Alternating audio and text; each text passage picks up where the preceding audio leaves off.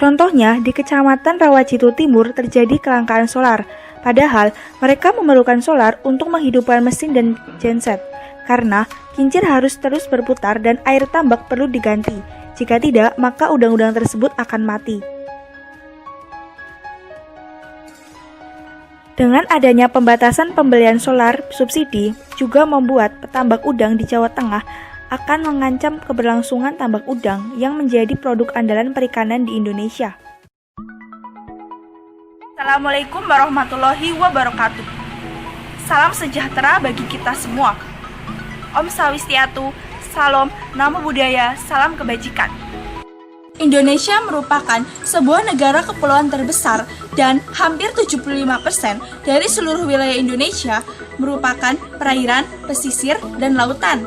Kondisi tersebut membuat Indonesia memiliki potensi pertumbuhan yang tinggi di sektor budidaya, termasuk dalam budidaya udang.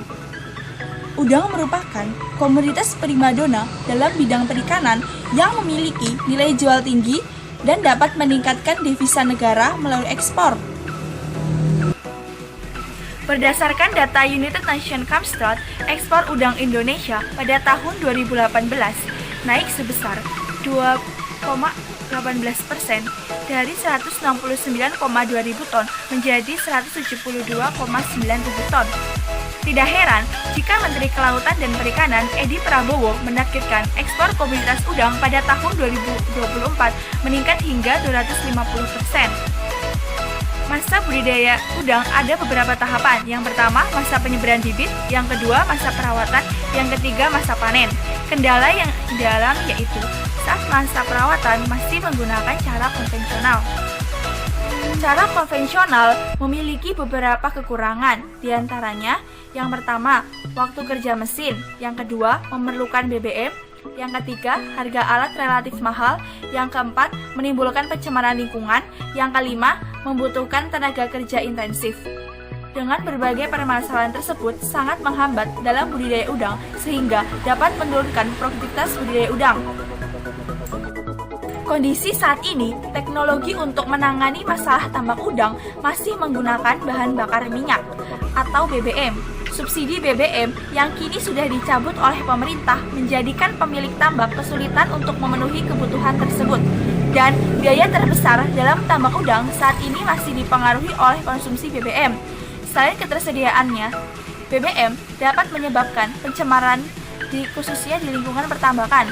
Selain gas buangan hasil pembakaran, potensi kebocoran minyak dapat langsung mempengaruhi kualitas ekosistem tambak udang tersebut. Tumpahan solar tersebut menyebabkan udang-udang di tambak mati sehingga petani tambak udang mengalami kerugian. Padahal ada sumber daya alam yang dapat dimanfaatkan untuk kesejahteraan petani tambak udang, yaitu energi angin dan energi panas matahari. Menurut data Kementerian SDM tahun 2019, potensi energi matahari sebesar 78,5 MW dan angin 3,1 MW.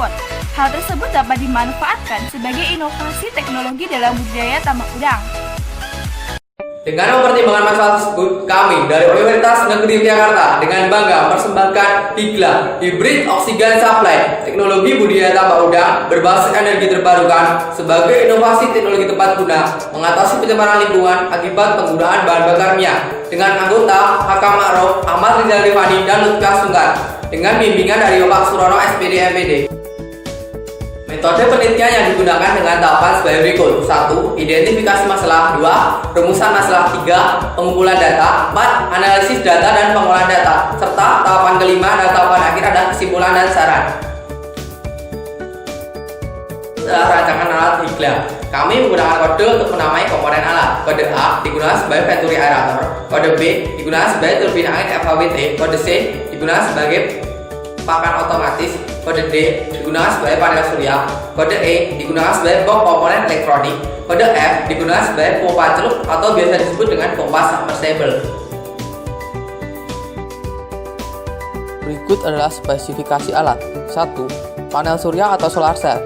Yang digunakan adalah ukuran 200 Wb.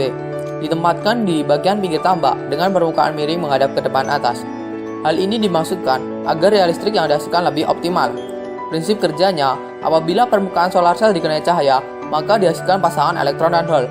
elektron akan meninggalkan solar cell dan akan mengalir pada rangkaian luar, sehingga timbul arus listrik. Arus listrik yang dihasilkan oleh solar cell dapat dimanfaatkan langsung untuk penggerak pompa air atau disimpan dahulu dalam baterai untuk digunakan kemudian. 2. Turbin angin. Turbin angin yang digunakan adalah jenis turbin angin vertical axis wind turbine atau biasa disebut turbin angin FAWT dengan tipe squirrel cutlaris. Tipe squirrel cutlaris merupakan salah satu jenis turbin angin semu vertikal yang dapat digunakan pada angin dengan kecepatan rendah sehingga arus listrik tetap dapat dihasilkan walaupun kecepatan angin berkurang. Selanjutnya, ada pompa air submersible dan vakum aerator. Pompa celup submersible pump adalah jenis pompa yang dirancang bekerja di dalam air atau cairan. Pompa ini banyak digunakan pada sistem drainase, sumur bor, irigasi pertanian, dan kolam tambak udang atau ikan. Sedangkan venturi aerator digunakan untuk menghasilkan gelembung oksigen dengan cara kerja dipasang di bagian pompa air submersible, kemudian menghasilkan gelembung oksigen yang dimanfaatkan sebagai penyuplai oksigen bagi udang. Prinsip kerja pemberi pakan otomatis atau auto feeder umum digunakan dalam budidaya ikan dan aquaculture pada umumnya. Namun, inovasi pada Hygla terletak pada keterhubungannya dengan jaringan internet melalui aplikasi di ponsel Android. Pengguna dapat mengatur frekuensi dan jadwal pemberian pakan serta takarannya. Pemilik kolam juga dapat mengunggah jumlah pakan yang digunakan ke server internet untuk referensi di masa depan. Selain dapat meminimalisir tercecernya pakan, alat ini juga mempunyai beberapa kelebihan, yaitu dapat meningkatkan hasil panen, menekan pengeluaran di mana dapat meminimalisir tenaga kerja. Yang kelima, ada Internet of Things atau IoT, merupakan sebuah konsep di mana suatu objek yang memiliki kemampuan untuk mentransfer data melalui jaringan tanpa memerlukan adanya interaksi. IoT pada alat ini menggunakan sensor suhu DS18B20 dan sensor pH meter SKU Sen 0161 V2 yang terprogram melalui microcontroller Arduino Uno. Sensor-sensor tersebut nantinya digunakan untuk memonitoring kondisi tambak udang melalui Android dengan menggunakan sistem aplikasi Blink. Diharapkan dapat mempermudah dalam memantau tambak udang jika terjadi masalah, serta lebih efektif daripada harus mengecek kondisi tambak secara langsung. Daya yang dihasilkan ada 3015 watt. Daya tersebut merupakan penggabungan dari daya solar cell dan daya turbin angin.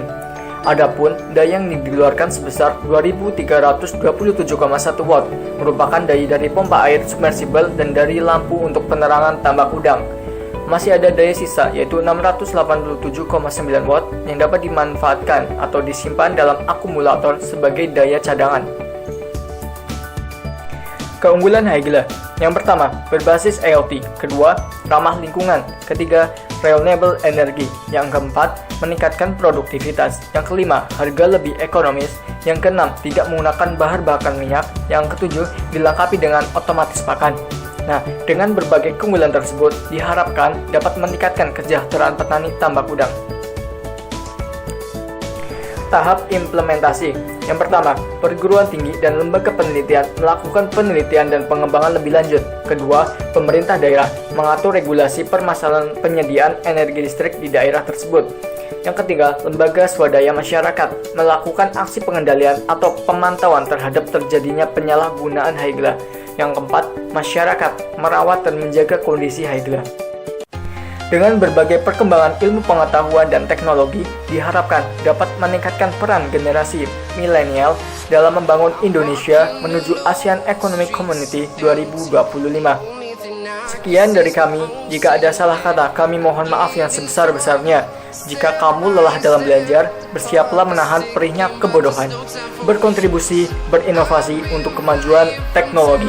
Wassalamualaikum warahmatullahi wabarakatuh.